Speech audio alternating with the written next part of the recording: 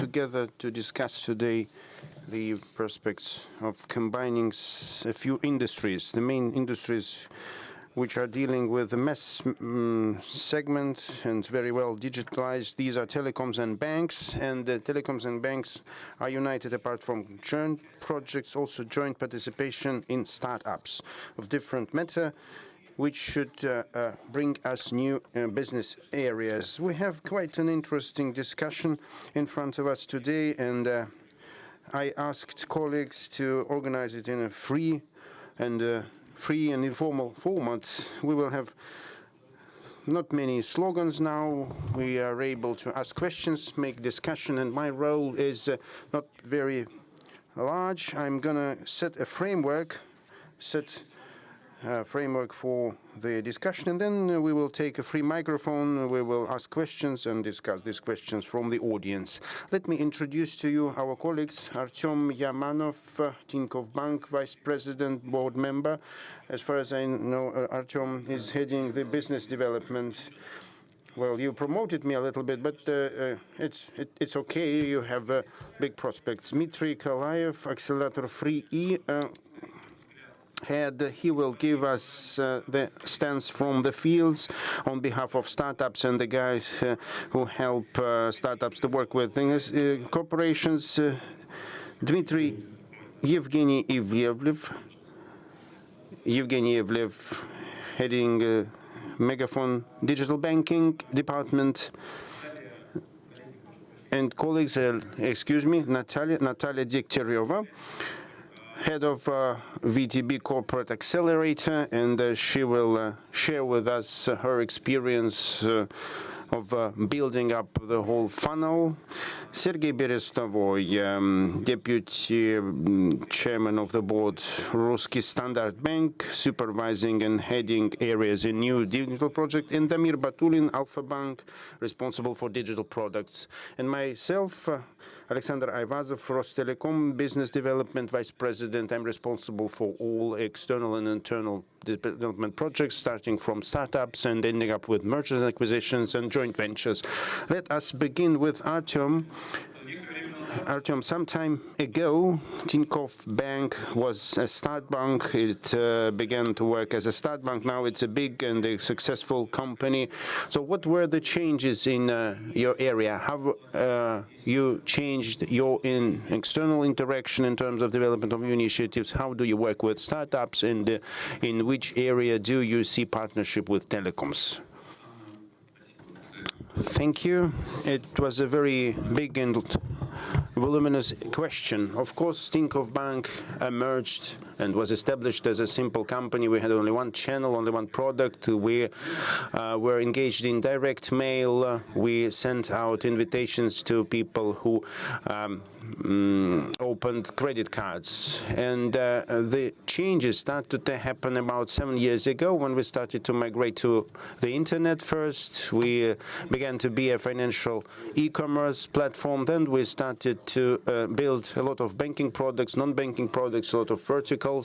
Lifestyle banking was our focus, and it required very significant changes inside and working with external partners, with investors. And first and foremost, in order to be able for the company to maintain many different projects and products, we had to revisit our organizational structure completely. Unfortunately, this project is still not finished. The main idea is quite simple. The whole business should be split into smaller teams, and the interaction with these teams should be limited. Not interaction, but connections, rigid connections between these teams should be limited. And that's why these teams can fine-tune their products, add functionalities, and add value. I wouldn't say that we completely succeeded in this process. The transformation process is still underway, and it is continuous. As for interaction with telecoms, banks and telecom companies are native partners and competitors. On one hand, the whole banking And the development of distant banking, remote banking, was based on the fact that people started to use mobile communication. In mobile applications, wonderful and one of the best in Russia. It is all was possible due to good communication, and the telecom companies provide us with the environment within which we are able to produce these products. Banking authorization, SMS authorization, fixing the person with providing a person with a fixed phone number, cell phone number. At the same time, all the dependencies at some point are resulting with a certain competition, and banks wanted to earn more money on that. They start to increase tariffs. On top of that, banks and telecoms were always looking at each other. Operators wanted to do something in finance, started to establish some marketplaces, and lost a lot of money predominantly.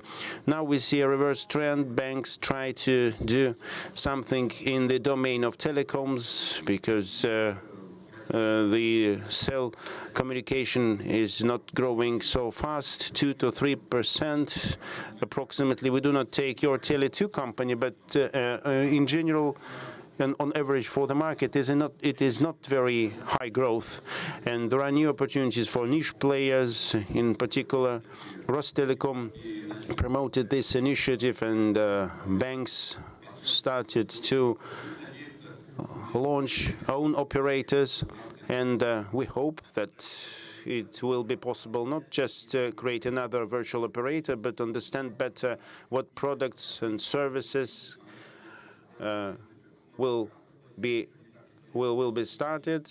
If it's just another telecom operator, it won't be so interesting, and it won't be possible to find good economics. And if it is not so, this union between banks and telecoms will collapse.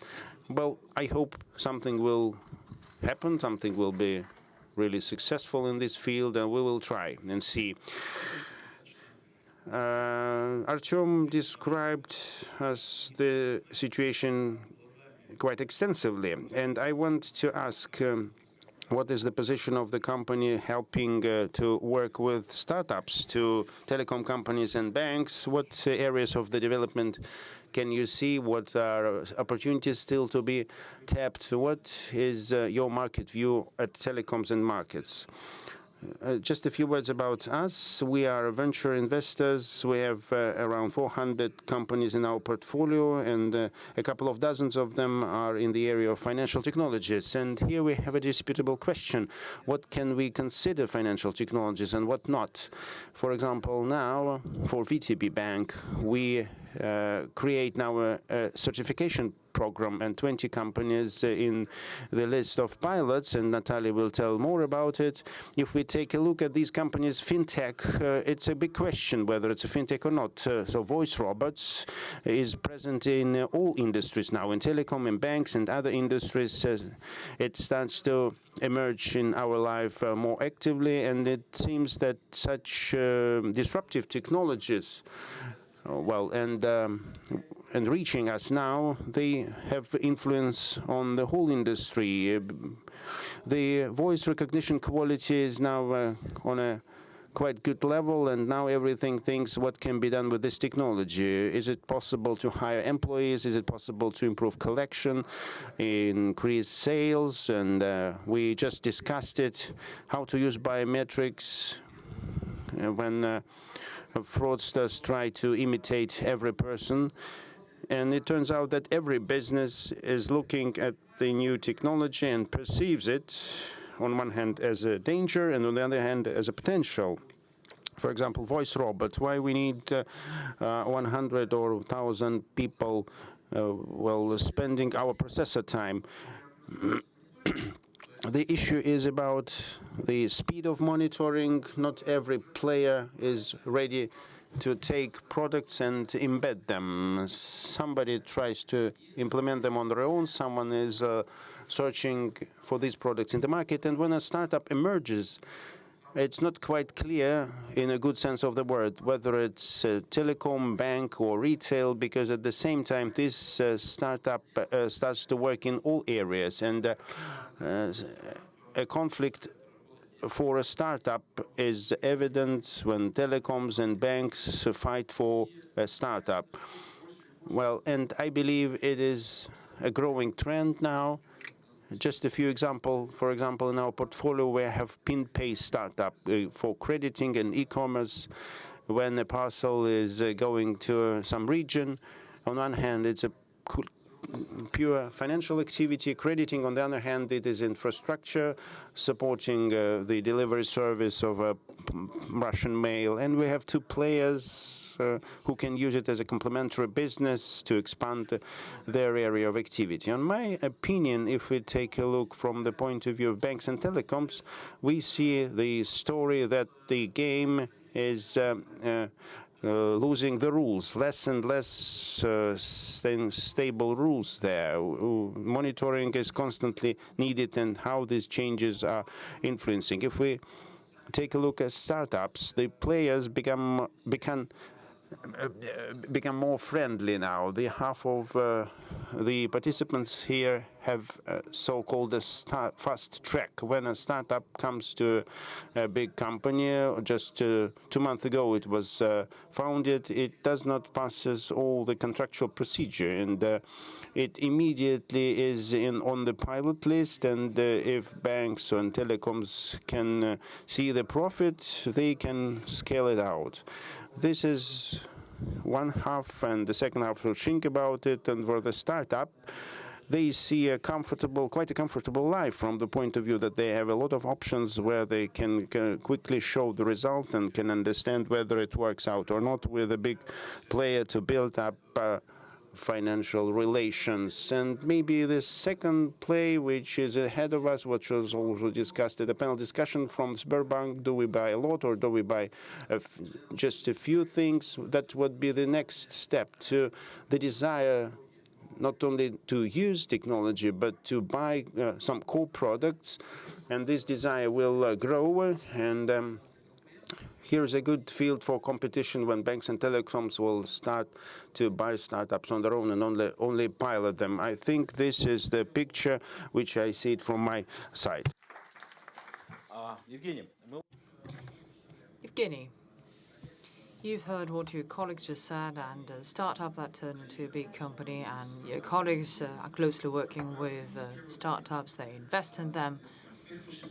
And now I would like to hear your point of view, because you have created innovation inside a big corporation. So from the standpoint of a user, and to a certain extent we are competitors, but it's a good product, so we think highly of this product. So first of all, please tell us, how did you do this? It wasn't about new player, it wasn't a partnership.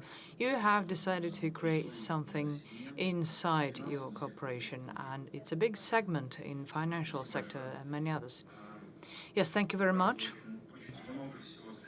And actually, my colleagues already said quite a lot, and I'd be happy to echo what they've just said, because all companies, operators, big banks, and many others, they are client-oriented. They have a client-centric model, so they rely on clients' needs. And they see that there's a need for communication. Operators see that there's a need for payments, transactions.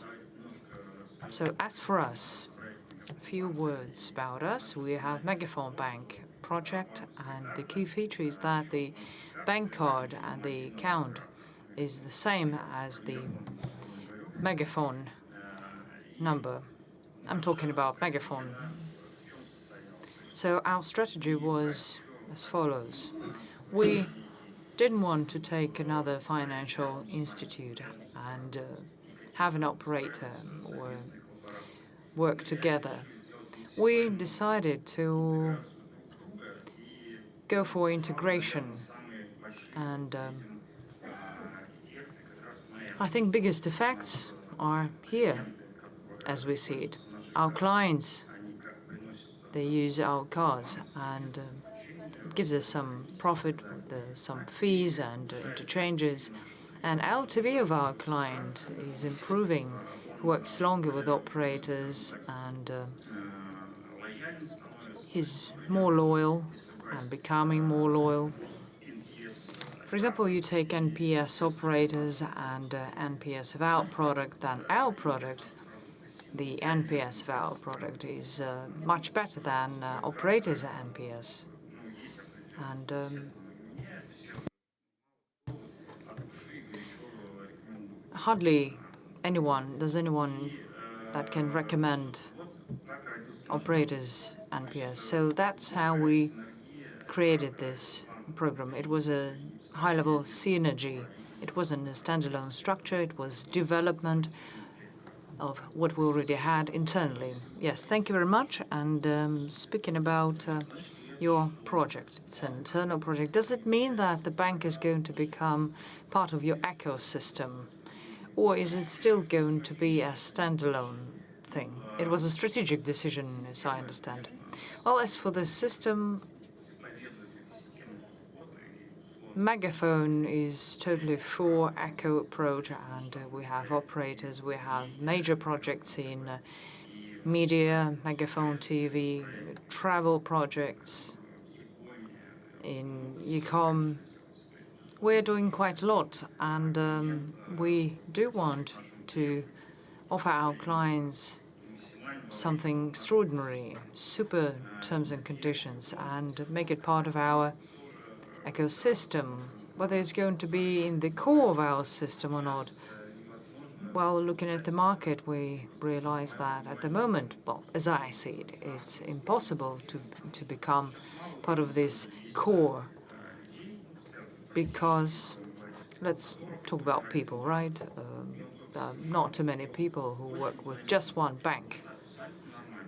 That's normal, and I think that 80% of people, they have mortgage in one bank, they have bank card in Tinkoff or in MegaFon Bank or elsewhere, and that's pretty standard. So we do need financial element, but it's an additional element, but I don't think that it's going to be something big and everything will be built around it. Does it prevent MegaFon from partnering with other banks, for example? Is it a limitation to a certain extent? Not at all, and I'll tell you even more. We have a debit card, and as I said, MegaFon and card numbers are the same, and at the moment we're working on the credit model, and we encourage all the banks to work with us and implement joint projects. And we've been talking to Gazprom Bank and Raiffeisen Bank. We have joint projects. There's a number of other banks, and we don't have press releases, that's why I'm not going to talk about them. But we are happy, we're ready to sell credit products of other banks. We're happy to sell it to our clients. It's smart. It's not just city generation, but it's a product that would be of interest to operators and our partner banks. We're not isolated.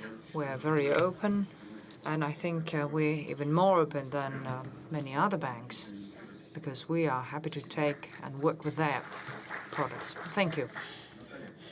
Natalia. You're head of the VTB Accelerator, and probably you have a vision of your own, what kind of projects and companies that you're interested in. What are you faced with in terms of the funnel? What are key principles that you're working on? And what do you think about potential companies and partners? Does it have an impact on VTB business? Yes, thank you very much. A few words in the beginning about the situation on the market and fintech startups. You probably know that all over the world, traditional banks are experiencing serious pressure from independent fintech companies. And investments in global fintech amounts to dozens of $millions, and there are a lot of unicorns, and they are part of the traditional sectors, and traditional banks used to be there. One bank has already 2 million clients.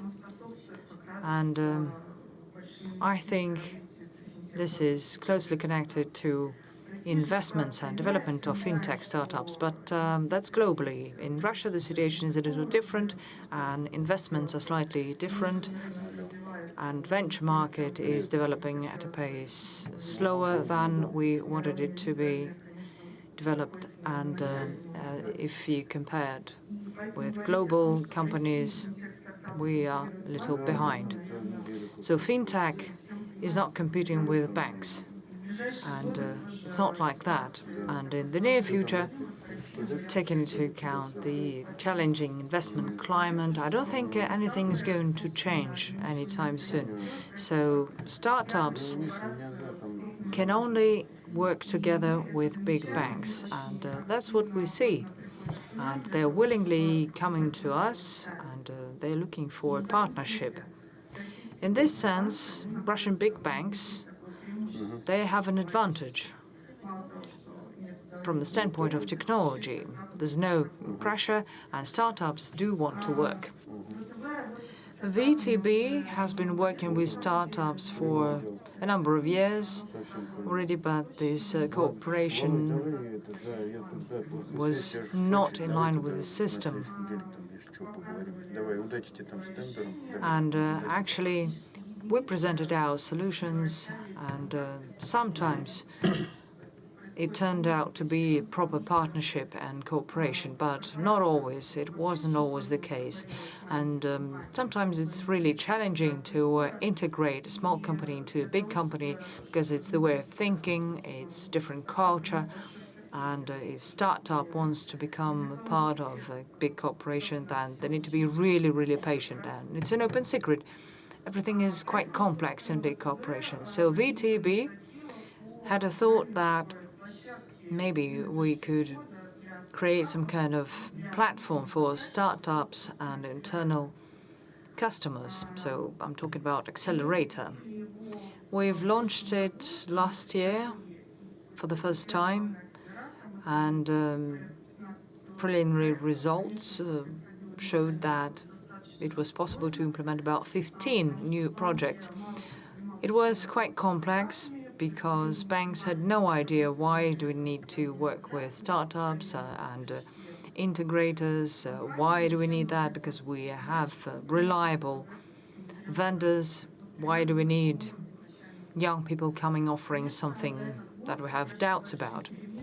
So it was like that, but the situation has changed, and we have changed the culture, and innovations are part of banks. And together with Free, we have launched a program, and startups weren't looking for clients, but they were competing for the right to launch pilot projects together with startups. So internal competition, I think it was quite interesting.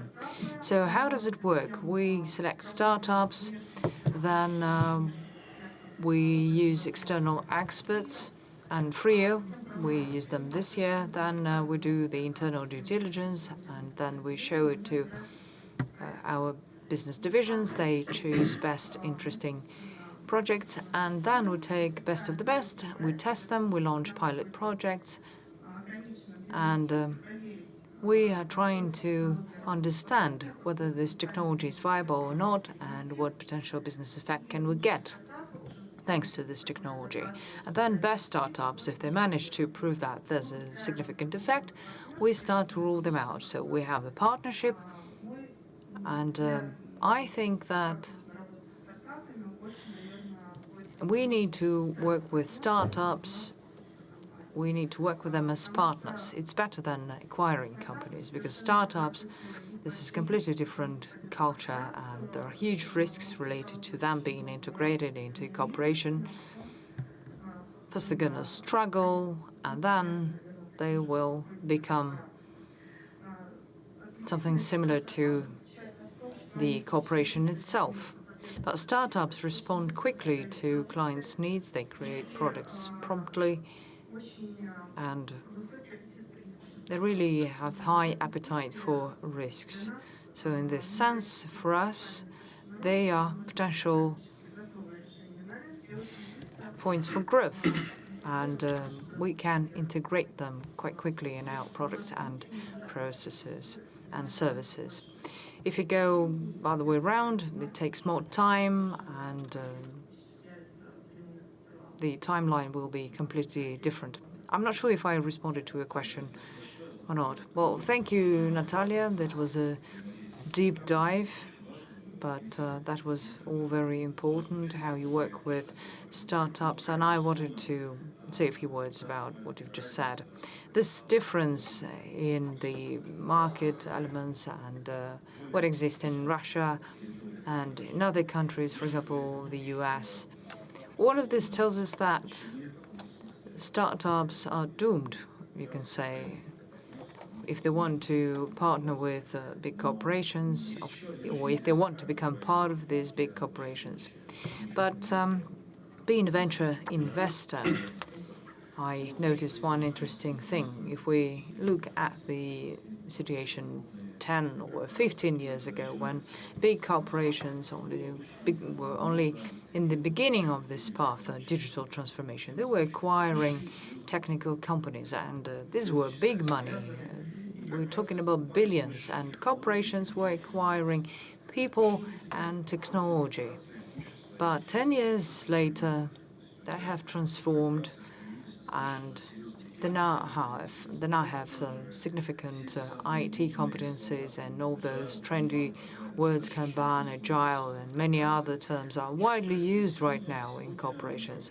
So what do we see now? In global markets, there are almost no transactions related to acquisition of technological companies, for example. And my experience tells me we had a number of negotiations and a number of transactions, deals with big corporations. We saw that people were focused on the strategy. They knew that the competencies were there. What you have is not big business. Yes, so we need to have 8 months for due diligence. No problem. And when you understand that corporations start to play in this field, of course you need to renew or invent a new format of working with startups, because not technological companies but ready businesses are being acquired by companies. It is very important.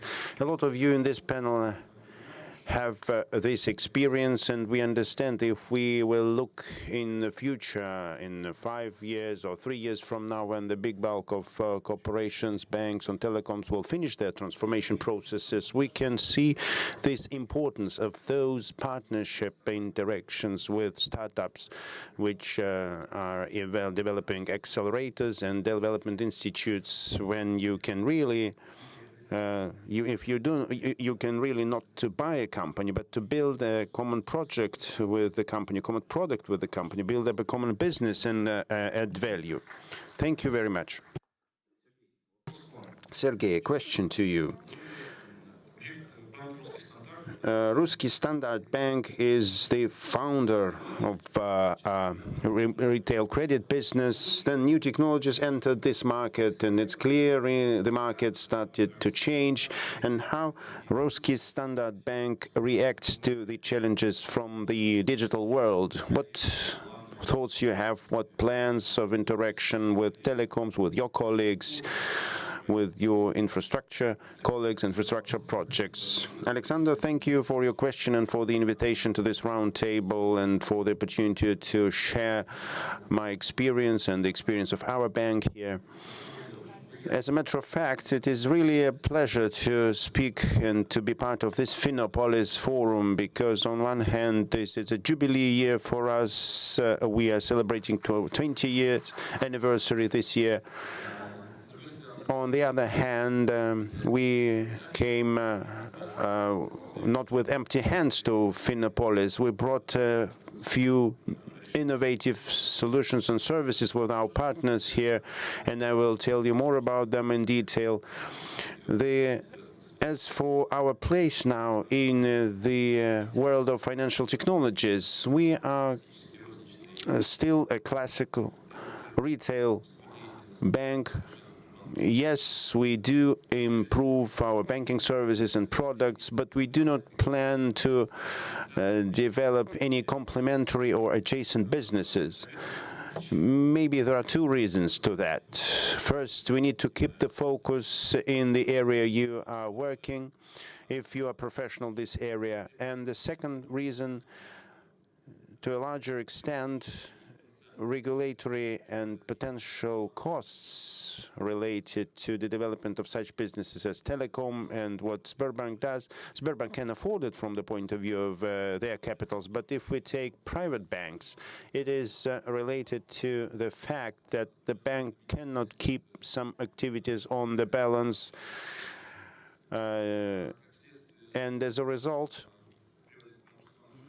banks have to create subsidiaries. Subsidiaries imply a quarterly evaluation of their financial positions. If they don't pay dividends, then it has other challenges and it brings other problems. We understand it very well, and we do not plan to develop this area.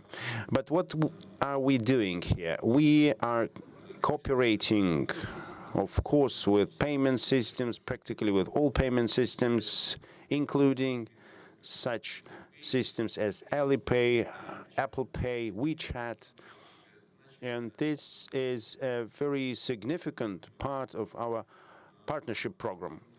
Second thing, we are seriously dealing with acquiring. We are top 4 after big state banks. We are in top 50 in Europe and top 100 in the world. Why am I telling to you this? Such cooperation with payment systems plus deep expertise in acquiring allows us to start quickly innovative services in the Russian market. We are doing our best to develop our banking products and services in the area of new technologies and innovation, and in this regard, we are really supporting and welcoming all infrastructure projects which are in which are supported by the central bank. First of all, digital profile, faster payment system, digital profile, and others. As for the partnership projects which we are presenting in this Finopolis, these are projects with 4 companies: Visa, Samsung, and SPK, and Rostelecom. With Visa, we are launching 2 new projects. The first one is the delay payment during at the terminal when making purchases in store. The second project is with Samsung. With Samsung, we did the following. On the smartphone based, we set up electronic checkout. You can make a purchase when you place a card on a smartphone. With NSPK, we are presenting our statistic QR code payment. This is a charity project. And with Rostelecom, we are launching a unique project, in my opinion. We do it first. This is geometrical acquiring project. What is the point of the project? The point is that we link biometric data to the account, to the banking account, which allows to make transactions without cash, without card, without smartphone. You can make purchases in merchants. We don't like to say it, but you just can use your face. You can just look at the terminal and money will be written off your account.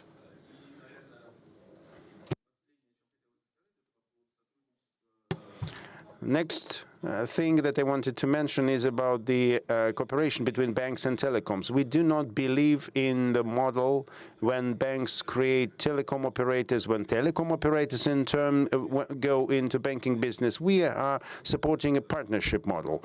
In this sense, we are okay with the interaction and cooperation format which we have with Rostelecom. We are succeeding that in a number of projects with Rostelecom. It's a retail network, retail chain, card-to-card transfers at Rostelecom card when an individual is able to make a transfer from his card to the card of another individual and do it on the website of Rostelecom. This is internet acquiring MasterPass, again, on Rostelecom website. And I'm not going to go into detail biometric acquiring. We sincerely hope for further cooperation, not only with Rostelecom, but with other telecom companies. And we strongly support the partnership format of interaction and cooperation. Damir, now I'd like to turn to you. It is very important to hear your opinion. The discussion is really interesting. In this panel, we have different opinions and different standpoints. And in the end of this discussion, I would ask you to speak briefly on the opinions you heard during this discussion. And you have now a very important role. Maybe you will be able to summarize not only your position, but positions of your colleagues. So please, you have the floor. Thanks a lot, Alexander. Here I see two main issues: how to work with startups and how to make partnership with telecoms. And I'll do my best to give the answers to both questions. Working with startups, I wouldn't say that this is our strategy. We have three key approaches to working with startups. First, we call startup is equal to building ox. What does it mean? It means that on board we have a couple of dozens of companies in our portfolio, and we have the same negotiation positions, either 8 months or reduce your price. 8 months for us is money, and in case we reach an agreement, we can quickly embed this solution into our platform. And our platform allows us to do this, and this is the main topic, the main focus in our activity. We are in continuous search for companies which would enhance us from the technological and financial point of view. The second approach is business model validation. We do not have an expressed acceleration program, but we are dealing with the acceleration. We are giving opportunities to our clients and to our startups to try projects and to fine-tune them. At the same time, we get real metrics and real demand for different solutions. And in case we understand that this is efficient, we start to scale it up. I'm not going to tell about investments. We do have good examples, but there are not so many. In terms of working with telecoms, I believe that we are really lucky. We are doomed for successful cooperation. We have X5 retail group, we have other partners, and for Alpha, this is a continuous work. It's not going in projects or waves, it's a full-time work, full-time activity in different segments, both for individuals and for blockchain projects in our company, B2B proposals for retail. We selected the whole field of experiments for us. We make trials, we make errors, we learn lessons, correct them, collect the errors, and I think next year we will bring it to the market in the full swing. If I try to summarize the whole discussion today, and what we heard today, it's a very interesting moment. If 3 years ago we spoke about competition between fintech and banks, now we see the partnership on the agenda. Another thing is that we have to understand clearly how, as a result of this partnership, we we could see the win-win situation not only for banks but for startups also. Thanks a lot. Artem, you open this takeaway summary or summarizing session.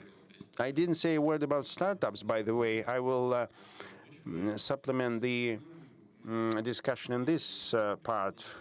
Why 3 years ago we discussed more partnership, more competition, now we discuss more partnership. Yes, we do not have enough investments for startups, so all successful startups look as startups producing rockets for the war between banks and telecoms. They found their business model. The startups which tried to fight against banks and the telecoms using these missiles, they couldn't find their business model and they couldn't start earning money. Just in brief about startups. Thanks.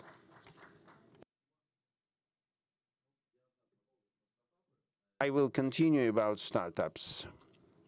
What can I see here? I see constant challenges to try new products in the business. If you take any company, bank or telecom, if we come to our own developers, the roadmap is planned for several years ahead, and working with this in potentially interesting solutions allows to make much smaller time, much less time to market, and do it much cheaper, because any pilot costs, well, from 500,000 rubles to a few million rubles, and even the minimum projects couldn't be made on your own. And what else can we say about interest to startups? I really see that now we do not have a lot of players who bring everything on board without sharing it, but we see more strategies which imply collaboration. When telecoms work with banks, banks work with telecoms, just because there is a ready competence, ready client base, and fine-tuned business processes, and it is of no use to do it from the scratch. It's easier to come to agreements, come to partnership, and now I think this is much more time for that. Evgeny, ваше слово. Evgeny? Well, I never said a word about startups as well, but as a big corporation, we also have a number of startups, and we work with them. And we have new teams, technologies, different level of maturity, and there are people who are helping us to work with these startups. They deal with business, they deal with sales and other things, but no one is saying that this roadmap and a product owner can say, hey, listen, I have a roadmap, come in 1 year and we shall see. Or, for example, we have such and such number of millions. Oh, that's quite interesting. So something like that, and that's how we are promoting this story. But as for joint projects, telecoms and banks, someone said that this might not fly. Well, actually it does. We have numbers, we have profit, we have hundreds of thousands clients, and they choose those joint products and not just banks or not just telecoms. So maybe just like in any other big business, if you have high quality product and distribution, it will find its client and it will fly.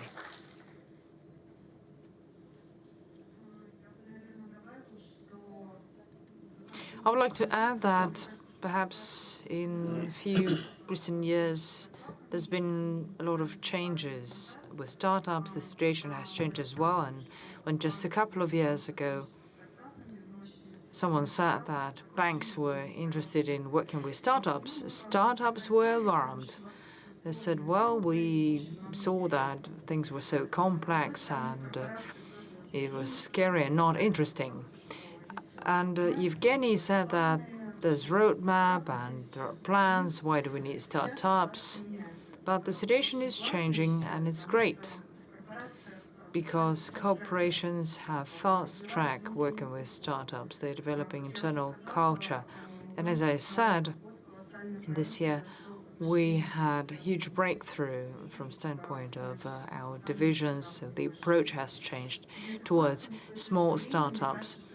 That's great news because it will give another impetus for development in fintech and other areas. For us, it's a win-win situation, win-win for both corporations and startups. So let's continue. Let's work together. Let's develop, and hopefully the environment becomes even more favorable for startups. Thank you. Sergey?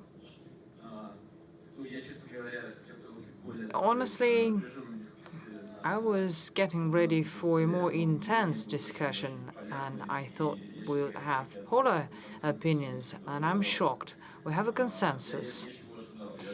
I was looking for someone protecting, or banks, for example, that they might be protecting their point of view in competition with telecoms, and telecoms companies would be claiming that they're very efficient from financial services. But what I see is that actually the secret to success, or the key to success, or the key to disruptive or breakthrough services is partnership.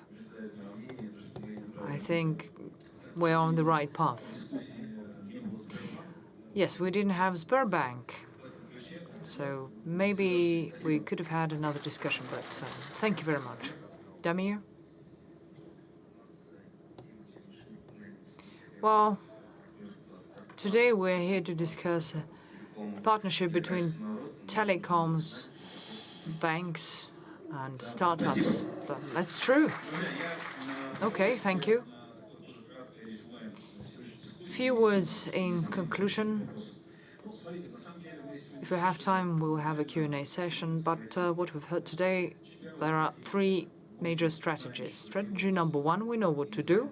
We know how to develop startups. We know how to build partnerships, and we know how to partner with banks and telecoms. And we're doing this internally. Strategy number two, we know what to do. We have great infrastructure. We are capable of implementing projects. We're very efficient in negotiations with startups. And strategy number three, we can do everything. The key thing is partnership. I think it's great, but what is the right strategy, or what is right? No one knows that. But our experts here today in the panel, I think it's another proof that we've been successful in implementation of our plans, even though models may differ. So there are no unsuccessful ideas. There are unfortunate ways of implementing these ideas. Of course, there are other colleagues and partners who are not present here today with us, but they are part of this infrastructure, IT, market, infrastructure ecosystem. So we can only be happy for each other that everything we do takes technology, the overall level of this technology, takes it to another level. We must be flexible, and at every point in time, we must be looking for suitable models. And the most important thing is that in long-term perspective, we are going to partner anyway. Thank you. Do we have time for Q&A session? Do we? Great. Any questions from the audience, or perhaps from somebody else?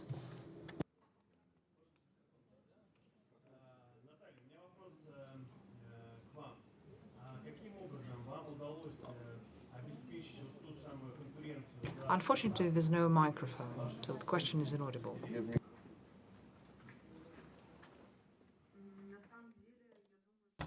Well, actually, I think that when business divisions saw that we have launched a number of pilot projects after the launch of Accelerator, and it was so successful that they decided to roll it out, they never expected to see this, and they never expected to see the effect on KPIs. I think that was key, and that's where the demand for such decisions come from. We talked to people, we taught them how to work with startups, so we had fast track. We've been working with legal department, with security department. We've been trying to create a favorable environment and climate for those pilot projects, and our colleagues saw that it actually works, and there was higher appetite and interest for such projects. Any more questions? Once again, there's no microphone. The question is inaudible.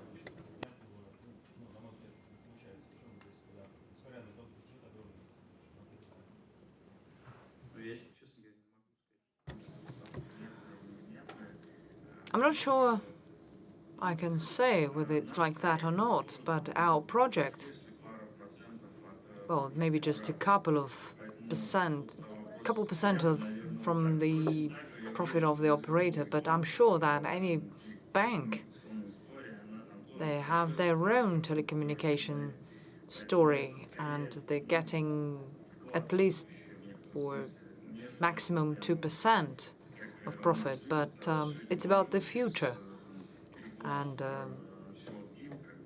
it usually happens like that, but I think it's much more complex than that. Okay, thank you. Artem, do you want to comment on that? Well, it cannot be said that the expectations were that high. We have 500,000 active clients. Well, the database is much bigger, but the thing is, what you can expect is that in the beginning, there's an operator, there may be another operator, but we need to look for another model, business model, or, for example, why clients may be interested in that. My reason why am I using the virtual operator, it's not because of the tariff, it's not because of the quality, it's about security. I know that all those passwords and everything, it's safe. If my money is stolen, then the bank would always be able to see what text was sent, what codes were entered. When it's an operator, for example, a beeline operator, they have to rebuild the whole system, and there's nothing they can do. They need to call the bank, and usually it takes a lot of time. But in this case, it's one environment, one system, standard rules, and all well-off clients can keep their money in a bank with their own operator. And I understand why are they doing this.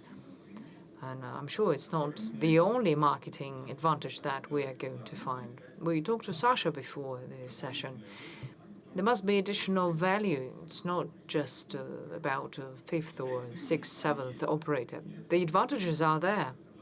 It's not only what I've just said. For a number of clients, it's quite important. Okay, thank you. Any more questions, perhaps? Artem, I have a question to you then. Recently, I heard that Oleg was talking about possible potential partnership with IT companies such as Yandex, and it may be something new and interesting. But what is your opinion? We talk about banks and telecoms. It's clear that the fine line between telecoms and non-telecoms, for example, Yandex, they have telecom services, but this fine line is vanishing. So what do you think about that? As for Yandex, indeed, Yandex is doing quite a lot for telecoms, and in the future, they're going to do even more for financial services, because if you take profit and if you compare profit of Yandex and Sberbank, there'll be significant difference, 30 times. But as for clients, give or take the same, more or less. So I think Yandex will be looking for partnership. So it's best if you work together with Yandex, have joint map. It's better than competing with them. We're talking about licensed companies, very advanced companies. They're really well protected. So, for example, if you have VTB and Yandex, we know who's going to win, or Yandex and Rostelecom or Tinkoff. It's quite evident because it's a more mobile IT company, and I think they have transformed into something else. For me, Yandex is cab service. They're working on this, and they have a browser, because capitalization of Yandex cab service or taxi is going to be much better than anything else. So yes, it's going to be rough. It's going to be very difficult for the banks when IT services, mail and something else will start competing. This is going to happen because they will be disconnected from the bank. There'll be PSD2, and no matter what the number is, and you can get hold of the account from any application. So there'll be no link to banks. There'll be no need for the bank. Banks are quite successful, but when it was wave one of mobile revolution, people were using banks because people were connected to their accounts and sources of money. So our app, Sberbank app, they're in top 50 in Russia. People are downloading them and they're using these banks. They go to these banks on a daily basis. But this is not going to stay forever, not like that. So there are going to be a lot of challenges. Our IT companies are going to challenge this. So all doors are open now, and startups and IT companies have plenty of options. We're not scared of, and we're not afraid of startups. They have no money, but technological companies, they're more prompt as compared to telecoms and banks, and it's going to be challenging. Okay, thank you very much. But does it mean that this market will be regulated? Some regulation must be there, because at the moment it looks a little unfair. Telecoms and banks are heavily regulated by different laws, and IT companies not yet. And thank God they're not, because they had a chance to become national champions, and there's something to be proud of, Yandex and Mail. But today, these companies turned into corporations such as ours. So one of the key themes is that we are living in a heavily regulated world, but not them, it's just us. And actually, all of you can comment that, because it's about everyone. I would like to comment. It's quite native. It depends on the regulator what the landscape will look like. Like in China, banks went far away to the back office. No one uses them for payments. Everyone uses WeChat or Alipay. We know it all. If it is about private banking or big investments, then people go to bank. When they go to stores, they don't use cards. It sits somewhere deep. Their applications are not used. This landscape will be determined by the regulator, and really IT companies, they have some advantage because they go under radars, and they interpret some laws very well, very free, and the regulators close their eyes on that because it's not the activity liable for licensing. No microphone. Unfortunately, no microphone.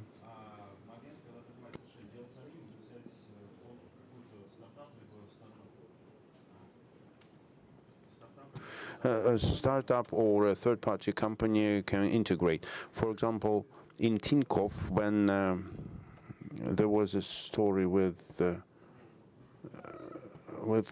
cash outs,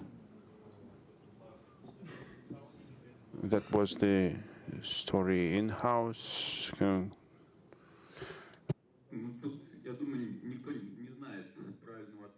No one knows the correct answer to this question. People proceed from what they have. When you make an assist or a helper, well, it's not quite clear why they should buy something from you. All these technologies are open now, and there's the difference between Google or MIP, it's from 3 to 6 months. It's all in open source, and it's done quite easy.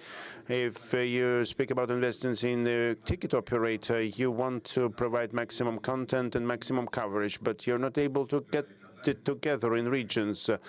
People did it manually for many years. You make a small investment and you get long-term access to content. There's no silver bullet. You just act based on the logic.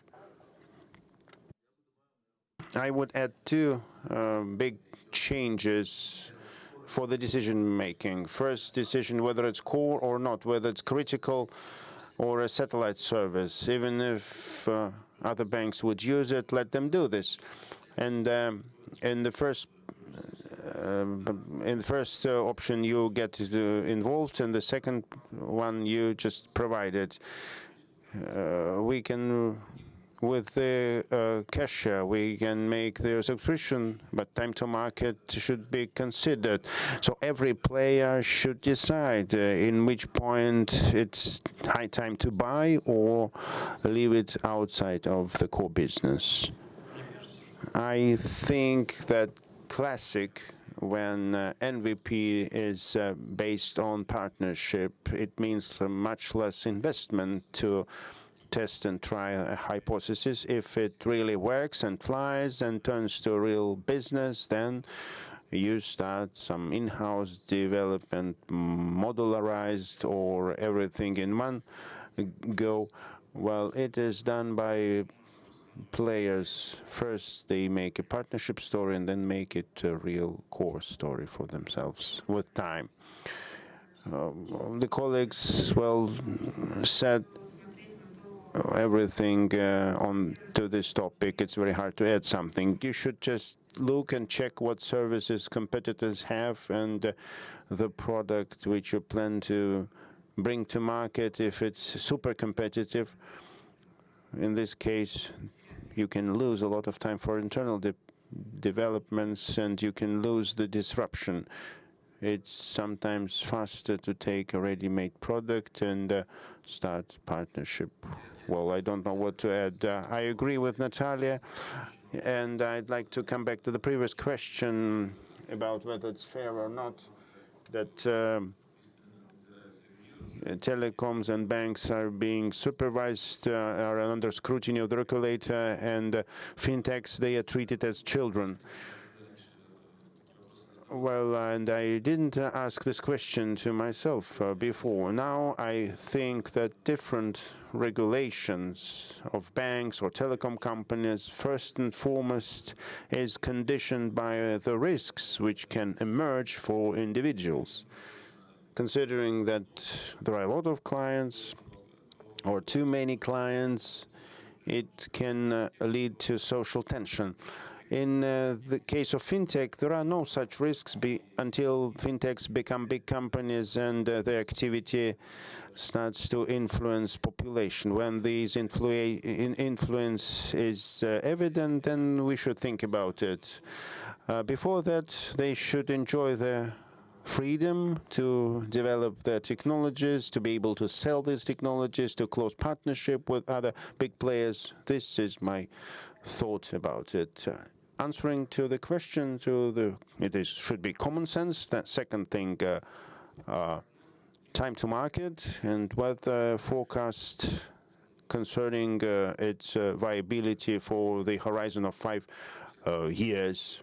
And of course, the common sense should prevail. My answer will be the following. What was our solution for ourselves, for Rostelecom? For these purposes, we opened our business development department, which combines the whole track, starting from internal investment projects, any project, in innovations, internal ventures, working with startups, acquisition of fintech companies, and establishing joint ventures with technological companies and other market players.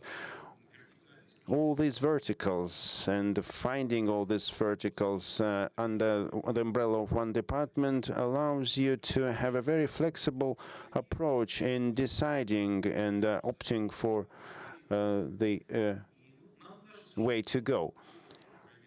I believe that the approach which we've been using in Rostelecom for 2 years already, and in some part it's already realized, it allows us to have a flexible approach to strategy selection.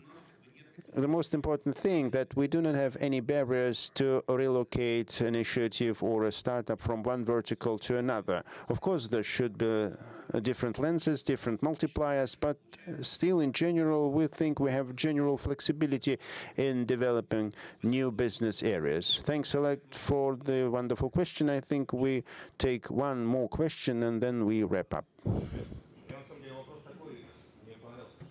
No microphone again. Sorry.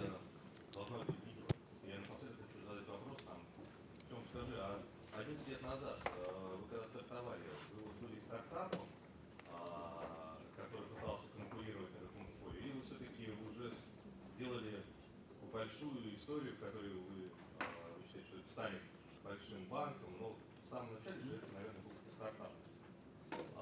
И второй вопрос сразу к этому. Как вы все считаете, возможно ли такие еще стартапы, которые потом могут стать как Tinkoff сейчас? Есть ли место для этого и каким образом это можно было реализовать? It is a good question. Look, you should understand that we see a significant change in the way startups are now constructed. Very long ago, when we made our startup, to fly, to make the startup work, we had to buy software, go to Oracle, to Siebel, to other companies to construct the legacy issues, and it was quite expensive. On one hand, we were a startup, but on the other hand, we were constructed quickly from what we now call legacy solutions. They were cool, of course, good solutions. Now the IT development goes further or back to 90s, and startups are constructed in a different way. Now they can be do in-house, but in a different way. Legacy is just putting the brake on your development. Now it's much faster to write everything from scratch. Something you can buy, but these shouldn't be core systems. You can take CRM and build it up from free frameworks. Well, yes, we were a startup, but you should understand that now startups look different. And we have a very startup spirit now, too. Well, that in a different way. Your second question is quite a philosophical question. If we take Fortune 500, you will understand that for 50 years, these 500 companies still only 10 to 12% of previous companies are still in this list. There will be always Tinkoff, and even if you take 20 years ago, a bunch of companies like Facebook, Instagram, Amazon, they didn't exist, or 20 years ago they were just smaller startups. Well, everyone think now there is a logical funk, or Facebook, Amazon, and Google will buy everything, and there will be no new companies, no innovations at all. But every 20 years, people think like this, and in none of the 20 years it really happened. Companies from this list are changing, just Coca-Cola stays, or some other majors, and all others, they go. I would answer to the second part of your question. I absolutely agree that it is evident and obvious that companies are changing. What we see as investors, this is the question of ambitions of the founder. If we see the ambitions at earlier stages, when you just start to sell it in the first millions of their revenues, you ask them, and they say, I'll build a unicorn with 1 million company. As soon as they reach 1.5 billion rubles revenue, In general, it turns out that he didn't want to buy a unicorn, to build a unicorn. Some player comes to him and offers to buy everything, and the person who wanted to overthrow the world turns out to be a pensioner. And the question is not about the market state, but the state of the person, whether the person is willing to change the world or not. Tinkoff ambitions and Tinkoff team's ambitions is one of the drivers why it really happened. Because for Tinkoff, it was not his first business, and to make something and quickly sell it, that was not the task. The task was different, to build something big. The question, the main issue is around ambitions, and everything else will just add. I believe to the question about Tinkoff and startups. Tinkoff, well, you cannot add anything more than Tinkoff and main fund. Of course, a lot of things will change. Everything will change. We cannot add anything here. I can only add that I do not believe that in the nearest future, in the next 5 years, we can see emerging new unicorns when business angels or friends and families would give money, then would attract investments from foundations. It would hardly possible on the reasons, because the venture level in the market is not optimal. But I believe that big corporates will invest. They will spin off. There will be spin-offs, and they will then later be established as new companies. Corporations, big companies invest a lot now in this new development, and so of course we can expect emerging these new companies, and it will happen, I'm sure. Just briefly to your question whether such stories as Tinkoff emerge or not, I think yes, I believe it is possible, and two explanations why Tinkoff emerged. I think, well, 11 years. They were big and reached notice, golden age, and there were a lot of prerequisites for emerging and developing of this model. Why these stories are possible? This is a question of innovations. 20 years ago, Ruski Standard emerged with some unique proposition. After 10 years, Tinkoff came to market with a unique project. I believe that in the near future, we will see a new player with an out-of-the-box solution, and it will fly. Two comments, if I may. I think that such player is already here, but he's somewhere working on his business model. First it was Tinkoff, but now it's someone else. Maybe this player is already here in this building, in this room, in this country. Another thing, and there's always room for anything. Another thing is that you just mentioned spin-offs and internal changes. All of this is ongoing in corporations, and the competition and the corporations. I mean, there are opportunities, but it's going to be even harder. And partnerships can turn into something big. Andrei, thank you very much. Thank you for your question. Quite interesting. I would like to add a few words as well. There's good news. Look at the last 20 years and the technology and development of such companies. Who was there in the beginning? IT people. They had no idea what business was, but they were deeply involved and carried away. So back then in 2000s, they were trying to do something, and that was great. That's why at the moment we have national and global champions, so on and so forth. So what happened in these 20 years? The level of technology and infrastructure and tools for development have reached an unbelievable high. So it's not rocket science at all. Take a look at successful startups, and there'll be more in the future. Technology doesn't matter anymore. And I concur with Mr. Greff that we're now facing something different. What matters is motivation, drive, and entrepreneurship. When you have tools, but you see and seize different opportunities, and you can do this cheaper, and you can find more opportunities, it's great. And then the answer is going to be yes. We are going to have more unicorns in areas we cannot even imagine right now. For example, Artem has rightfully mentioned that for him, Yandex is Yandex Taxi, Yandex Cab service. But had we had 15 minutes to discuss this, we could have discussed what could have been in case we had autonomous cars and something else, and this will become an element of your life, and it will be entertainment, education, training, sleep, anything. This will disrupt the whole economy. So yes, the threshold is there, but it's lowering. Back in days when Tinkoff was developing, I'm sure they've spent a lot of money.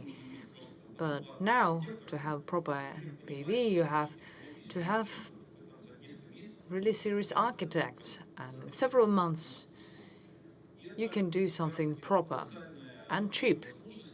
So it's great time for opportunities.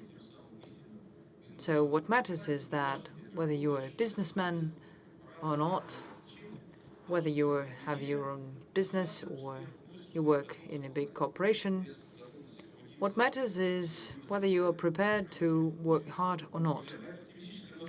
So let's call it a day. Thank you very much.